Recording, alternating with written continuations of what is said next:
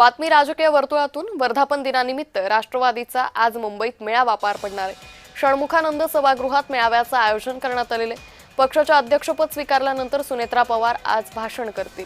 कार्यकर्त्यांना काय संदेश देणार याकडे सर्वांचंच लक्ष लागलेलं आहे। संपूर्ण परिसरात राष्ट्रवादीकडून जोरदार बॅनरबाजीही करण्यात आलेली आहे। तर पक्षाचं अध्यक्षपद स्वीकारल्यानंतर सुनेत्रा पवार आज भाषण करतील। तर राष्ट्रवादीच्या वर्धापन दिनानिमित्त आज मुंबईत मेळाव्याचं आयोजन करण्यात आलेलं आहे।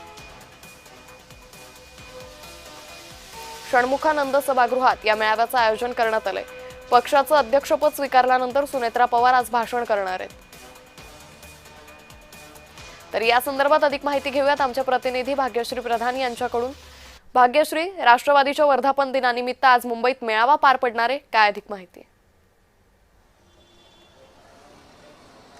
नक्कीच राष्ट्रवादीचा मेळावा जो आहे तो षण्मुखानंद हॉलमध्ये पार पडणार आहे माटुंगा येथे। आणि आपण बघतोय की सध्या परिसरामध्ये संपूर्ण बॅनरबाजी जी आहे ती करण्यात आलेली आहे। माझ्या मागे देखील जी बॅनर आहे तो लावलेला आहे। खरं तर अजितदादा गेल्यानंतर जर आपण बघितलं तर खरं तर हा पहिलाच वर्धापन दिन ठरणार आहे आणि त्यामुळे सुनेत्रा पवार नेमक्या आजच्या वर्धापन दिनाला काय भाषण करतात हे बघणं महत्त्वाचं आहे।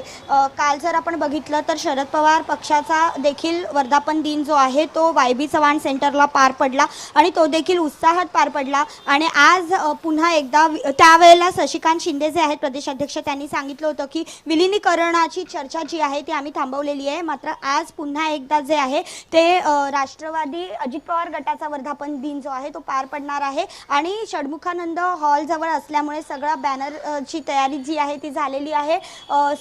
समर्पण, संघर्ष आणि संकल्प अशा पद्धतीचा त्यावर संदेश लिहिला आहे। आणि बाजूला एका साईडला आपण जर बघितलं तर सुनेत्रा पवार यांचा फोटो लावला आहे, दुसरीकडे अजित पवार यांचा फोटो लावलेला आहे।